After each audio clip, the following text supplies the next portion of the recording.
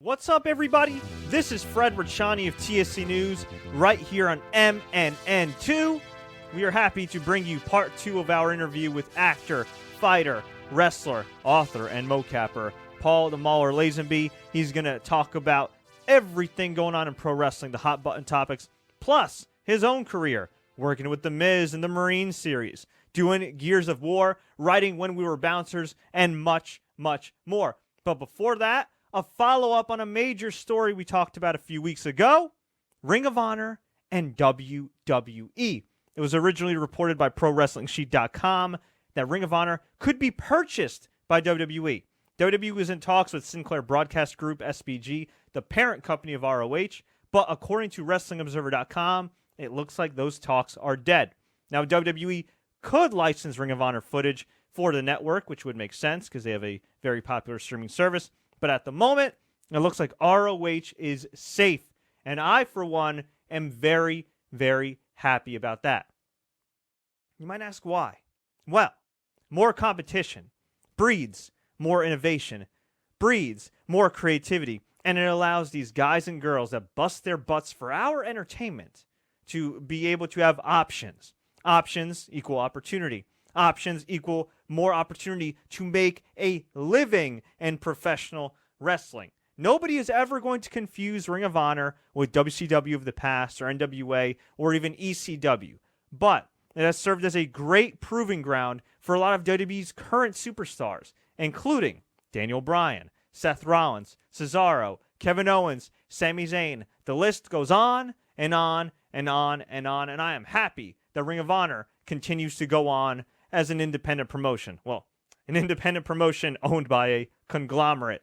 And I'm definitely looking forward in a few weeks in Manhattan right here for the War of the Worlds pay-per-view featuring Ring of Honor stars and stars from New Japan Pro Wrestling as seen on Access TV.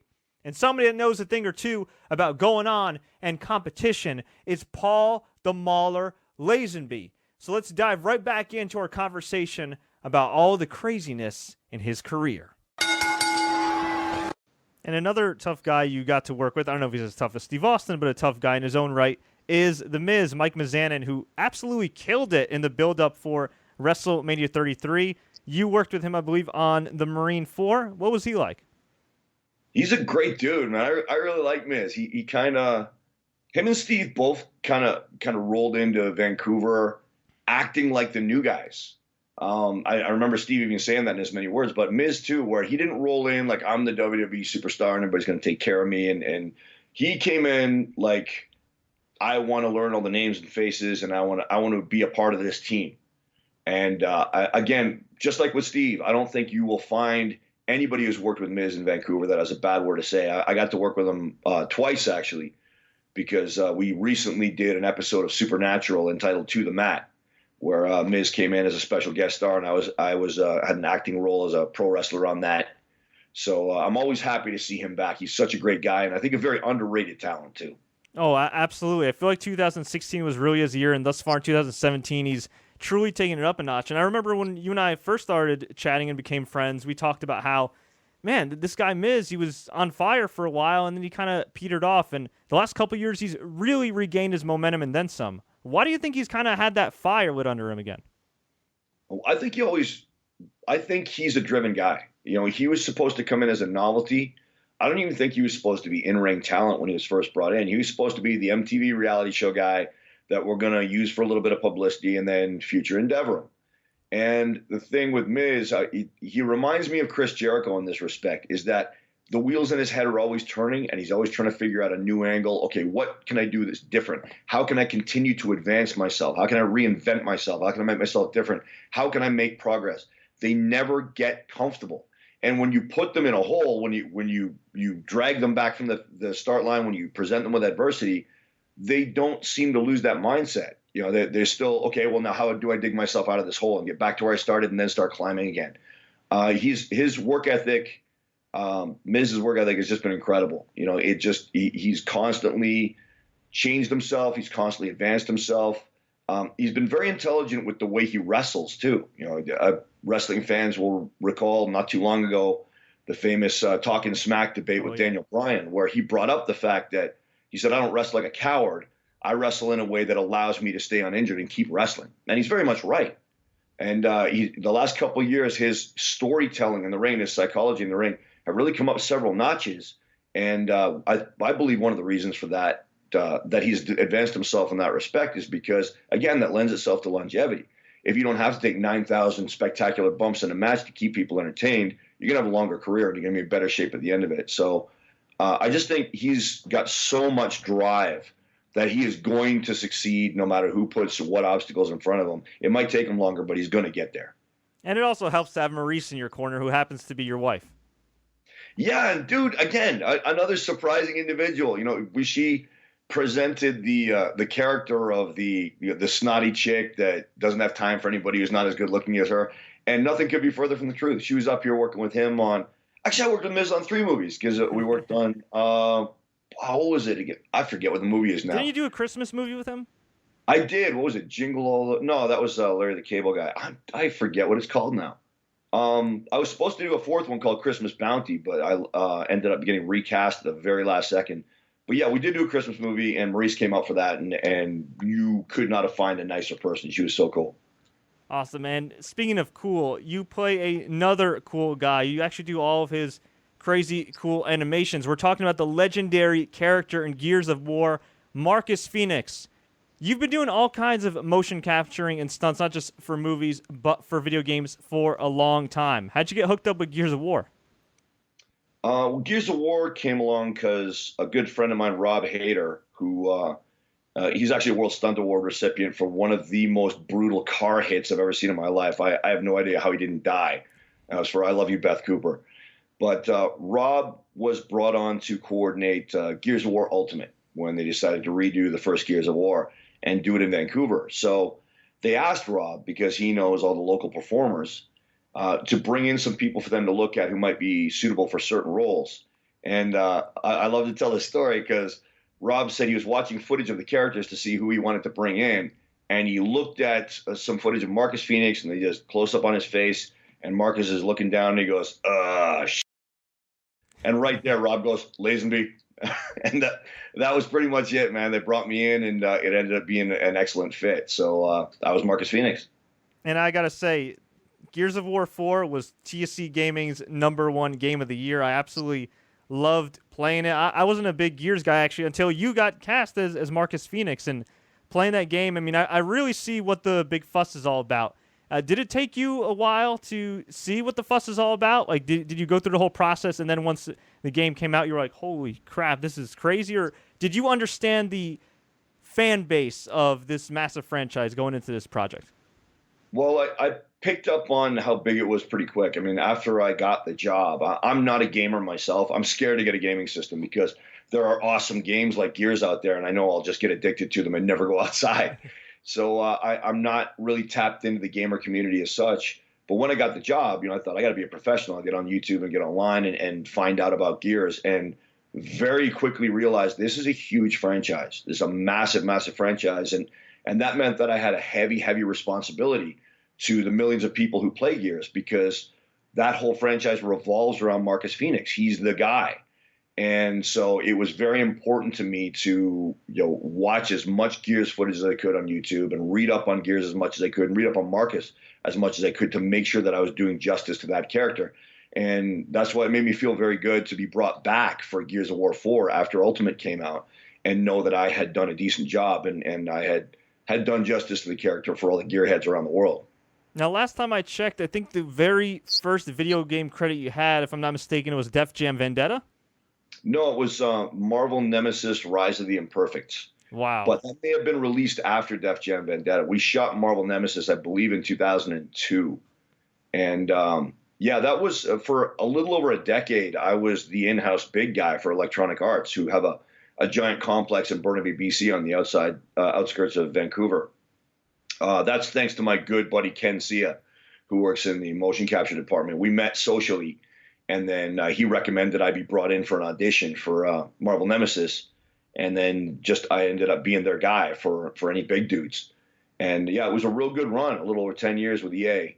And it was fun to watch the technology evolve too, because I'll tell you what, 2002 technology means that you end up taking a hellacious beating as a mocap performer to get the footage that they need. And now the technology's evolved to the point where it's not quite as bad.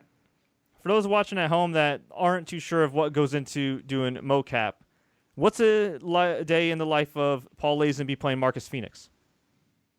Well, the Marcus Fenix gig isn't particularly punishing because there's a lot of acting involved. That's one thing a lot of people don't realize is the motion capture team, we do everything except the voices. But we still read the lines. We're doing exactly what we would be doing if that were a feature film or a TV show. And that means all the stunts. That means all the biggest stuff, right down to all the most minor little acting beats and the most subtle little things. So you really have to be an actor. You can't just be walking through the motions. We generally show up and ROM in, which is you just go through a series of physical movements so that the computer cameras all around us can pick up on the markers that are all over our bodysuits. And then we converse with the director. We go over the shots for the day, and then we just run through them. And it's a lot of fun. I love the team at Animatrix Studios. I love the Coalition. I love the cast of Gears of War, except for Alex Ponovic, who's really creepy and gross. So I hope you're watching this, Alex. You're gross. But yeah, it's like working on a TV show, like working on a movie, but a little bit different in that there's less pressure with regards to camera angles and hitting your mark and stuff like that. And so you get a little bit more room to play.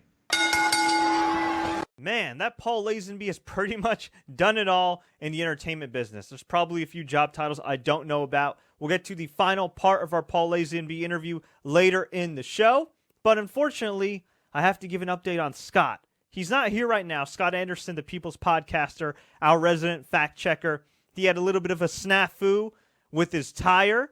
I think the black and white that he was playing around with last week kind of clouded his judgment a little bit. But we're happy to say that Scott is safe and sound. He is currently resting up. He is eating his bootios like the New Day. He might even be with the New Day right now. And we will hopefully have him back next week. Now, as far as to continue the fast facts he had about MMA fighters turned pro wrestlers, well, there are a number of MMA fighters / pro wrestlers who have appeared on TSC News. He mentioned a few of them last week, including Daniel Puder, Bobby Lashley, of course, Ken Shamrock, Dan the Beast Severin, Mark Coleman, who have appeared on TSC News, King Mo, bunch of guys. I mean, the list goes on and on. We had Eric Butterbean Esch, who is famous or infamous for knocking out Bart Gunn at WrestleMania 15. Rampage Jackson technically participated in pro wrestling, although he was in TNA Impact Wrestling for literally a cup of coffee.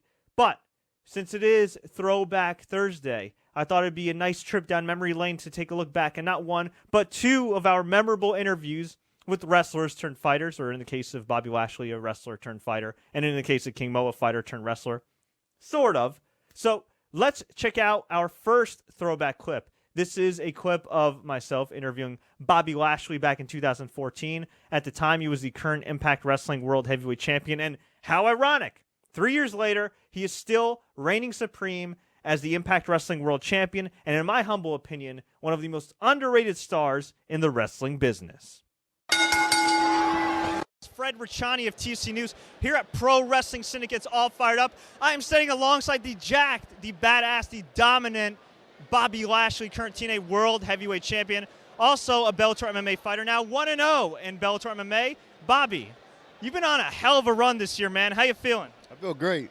Well, actually, my body's a little broken up right now, but for the most part, I'm healthy, man, and I feel good.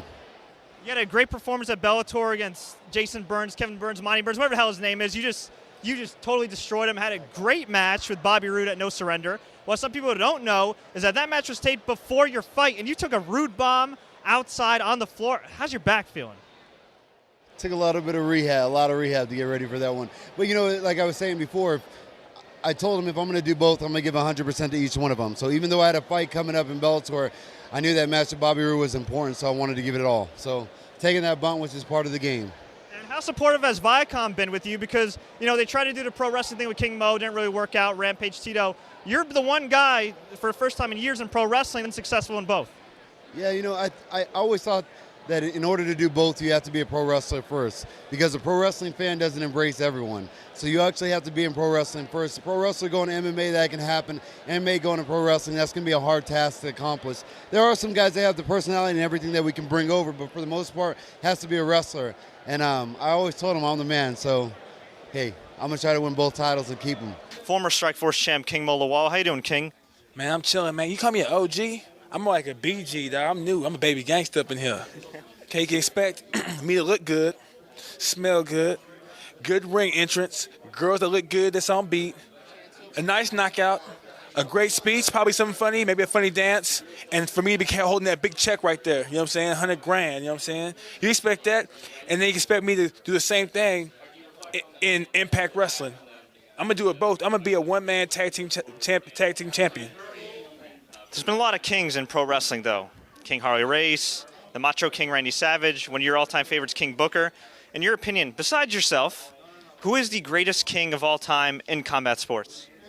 In combat sports? You talking about or pro wrestling or combat sports? I guess pro wrestling and MMA. Well, I guess you're the only king in MMA, so pro wrestling. Okay, pro wrestling, either Harley Race and Booker T, King Book. Care to elaborate on why? Because I'm sure Jerry Lawler is watching this and highly offended. Jerry Lawler went hard, but Harley Race was just a beast, man. You know what I'm saying? I remember watching him. He was a beast. And then King Book, I love Booker T when he was with the Harlem Heat, so I'm biased towards him anyway, so I'm going to pick him in any question. Can you do a spin-a-rooney? I can't do a spin-a-rooney, but I can do that. But I can hit the Alex Wright dance. You know what I'm saying? I'm going to do that later. Can you do that, the Alex Wright dance right now? I'll do it with you. Just show me how to do it. All right. Yeah, and the Dusty Rose, but I'm going to say that for later because Dusty Rose was raw too. And I'm holding auditions for a new Sapphire. You remember Sapphire, right? I remember Sapphire. Yeah. Are you going to be turning off the shirt like Hulk Hogan? Nah, man, that's played out, dog. You know, only Hulk Hogan can do that. I can't, I'll never do that. Well, I hope you enjoyed those throwback clips. Now, back to our interview with Paul the Mauler Lazenby. Paul, there's a bit of a mystery here. We've talked about it in the past. The last time I saw you at UFC in Cleveland, I swear a bunch of people have gone up to me that know we're friends and say, I saw Paul in Deadpool. I saw Paul in Deadpool. And then I saw you in Cleveland, and you're like, I was in Deadpool, but not really. Can you explain the mystery of your cameo appearance in Deadpool? Yeah, I was cast as a flight deck guard. There's a humorous scene, a short humorous scene that was supposed to revolve around me. And I ended up spending 4 days on set, and they never got around to shooting it. And the only reason I ever even got into camera is because there's one scene where there are soldiers leaning over the side of a shipping container that they're standing on the top of, and they're firing down toward the ground, trying to kill Deadpool. And they needed an extra guy, so the stunt coordinator just came up and put a machine gun in my hands and said, get up there and fire this. But I wasn't even supposed to be that guy. So in Deadpool, you will have seen me there, but you won't know it's me because you just see the back of my head and I'm wearing a helmet and a mask. So I do show up in the credits as flight deck guard, and I was cast as flight deck guard, but unfortunately that dude never really made it to the final cut. Well, hopefully we'll get justice for that guy, maybe in Deadpool 2. Hey, they're more than welcome to call me anytime they want, man. I was so ecstatic to hear that they were coming up here. It's so busy in town, I was wondering if they're going to get a studio space, but it looks like they're coming, and yeah, they can call me anytime they want. I was so happy to be on Deadpool 1, and I would come back in a second for number 2. Awesome. Now, in addition to being a wrestler, actor, stuntman, mocap, you name it, you're also an author, the author of When We Were Bouncers, various stories from different celebrities about their times as bouncers, many former WWE pro wrestlers, UFC fighters, a little bit of everything in between. How'd that concept come about, and can you tell us about the sequel? Yeah, it was a few years ago, and actually in a sideways way, I kind of owe a very corrupt, in my opinion, allegedly corrupt, I'll put that so I don't get sued, politician by the name of Christy Clark for the entire idea, because we went through a very bad drought in the film and TV business around 2012. There were people actually losing their houses. That's how dry the business was back then. And I started thinking, our business is probably going to die because our premier, which is the Canadian equivalent of a governor, was to appear, to my judgment anyway, it looked to me like she was trying to choke the business out. Like she was actually refusing to help it and even taking measures that I thought were damaging the business and making it less likely it was going to be able to rebound. So I started looking at what I'm going to do. I mean, okay, if this business goes under, I don't have a huge amount of contacts in Toronto or LA. I might be able to get some work there, but how am I going to make a living? And then an old idea that I kind of tucked away in the back of my head 2 or 3 years previously came up again, which was I spent about 20 years bouncing, and it occurred to me that bouncers have insane, crazy ass stories, and yet no bouncer book has ever really been successful. And usually projects that focus on bouncers aren't successful. And I realized that it's because most people have negative associations with bouncers, the way many people do with cops. You know, the bouncer is usually somebody that is telling you can't do something or punching you in your face or whatever. So I thought on it a bit further and realized, well, I know a lot of famous people, you know, through pro wrestling, through MMA, through film and TV. So I know a lot of them would have been bouncers. In fact, I knew for a fact that some of them were. And that was the hook, is that this book is going to be about people who've gone on and become famous and successful in their chosen field of endeavor, reminiscing about their days when they were climbing the ladder of success, working as bouncers. And the original conception was as a TV series, but while I was learning how to pitch it or figuring out how to go about doing that, I decided to get a book out there as well to get the idea out and start spreading it around. It's Roots of Fight. You've been working with them for a number of years. I just saw online, it looked like they have this badass Andre the Giant collection. Can you tell us a little bit about it? Yes, I finally can, man. I'm very lucky. I've been working with the Roots of Fight company, I think, since they were about a year old, maybe a little bit older. But Jesse Katz, who's one of the co-owners of Roots of Fight and co-founders, along with Richard Lawley, a name you don't hear often enough because he does all the Roots of Fight designs. Rich is amazing. But Jesse is kind enough to kind of include me on their future plans when they've always got future plans. So I think it was about a year ago, you know, I had been bugging him. I had been in his ear about doing something about wrestling. And he said, okay, look, you know, we're starting to put some ideas together for Roots of Wrestling. And then a few months ago, he showed me the Andre the Giant design, you know, and so it's been so tough for me not to talk about it. And I'm so happy it's finally out. And believe me, guys, this is just the start of Roots of Wrestling is the Andre the Giant product. There are more designs in the chamber ready to be fired, and then there's more on the way because I know that I'm on Jesse all the time, putting names in his ear about who he should do next. You're also a contributor to Killing the Town, a very popular podcast with Cyrus the Virus and former WCW and WWE superstar Lance Storm, who is an amazing trainer. He's trained so many people from the likes of Emma, Dolph Ziggler, Billy Kay, Peyton Royce, Tyler Breeze, you name it. I mean, there's just so many. Like a list and off. Paul Lazenby. And Paul Lazenby. That's what I want to talk to you about. Because while you are a contributor to Lance's awesome podcast, you are also technically the first official trainee of the Storm Wrestling Academy. Can you tell us about that? Yeah, I was one of the first official trainees. When I decided to take the plunge and learn how to be a pro wrestler, thanks heavily to a couple people named Crystal Vines and Carlos Leal, who financed my trip across Canada. Carlos even drove me 2,000 miles from Kitchener to Calgary to get to wrestling school.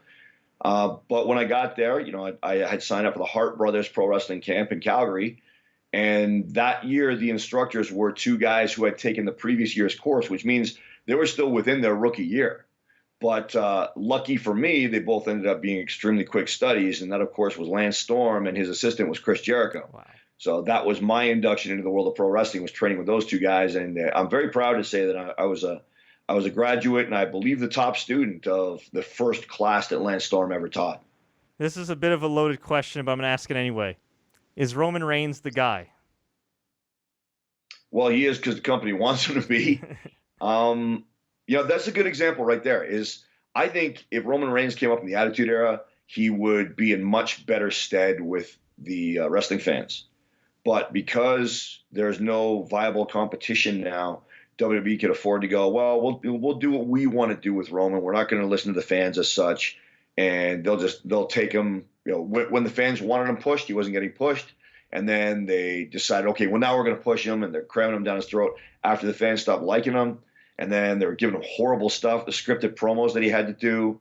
And yeah, I don't think he's the guy in the way that, say, Daniel Bryan was the guy, or Steve Austin or The Rock were the guy. but he's definitely the top guy on the roster, and he's a dude that has everything that the guy should have. I think he's just been hamstrung by the way he's been handled by the company. I don't think there's any fault at all in his work ethic, his talent, his look. He's got the whole package. He's got the attitude. He's got everything. I just think he's been mishandled. Now, before we let you go, what's the best piece of advice you could give somebody that's looking to have success in show business or in any walk of life? Don't quit. It's I got into show business extremely late. I mean, I was 32 years old when I got in. That even ruffled a few feathers. I think if I hadn't had a pro wrestling background, I might have just been said, no, we don't, we're not hiring right now by the stunt community. But thankfully I got some credit for that. But that's the main thing. Do not quit. I mean, I talked about finding out, in 2003, I think, I'm doing really well. For the first time in my life, I got a lot of money in the bank. I can finally say I'm a full-time stuntman. Well, immediately after having that epiphany, my wife got terminal cancer and I lost all my money. I lost my dream home. I lost everything. And I was $115,000 in debt a few months later. So I had to start from before the finish line. And I felt like sitting down by the side of the road and quitting, but I didn't. And now I'm back in the dream home that I lost, and I'm better off than I was before my wife got sick, and largely over her death, as much as you can be, something like that, because I didn't quit. Because even on the days when it felt like I could barely get out of bed, well then fine, just put one foot in front of the other and take it at your own pace. If that pace is 1 inch at a time, keep doing it and don't quit. And it's a very flippant thing to say time heals all wounds and it'll get better. And people come at you from all angles when tragedy hits or when hardship hits with these sympathy card platitudes, and it's disgusting to me. But at the same time, that idea, just hold it in your head, is that it's going to suck right now, and it's going to suck tomorrow, and it's going to suck next week and next month. But there will come a day where it doesn't suck anymore, or at least when it's not sucking as badly and you can deal with it a lot better. And I'm living proof of that. I never thought I'd be back where I am now. I'm better off than I ever was. So don't quit, period. Wow, I had a great time chatting with my old friend Paul the Mauler Lazenby. I hope you enjoyed the chat as much as I did. Folks, if you want to see more, please log on to youtube.com/The Sports Courier. Click the subscribe button. You can also follow us on Twitter at Sports Courier, Instagram at TSC News, Facebook.com/The Sports Courier. You can also catch the podcast on SoundCloud.com/TSC News, iTunes, Stitcher, Google Play, you name it, we got it. Thanks so much for the time. Until next time, everybody, same time, same place, next week, MNN2. As always, enjoy the matches.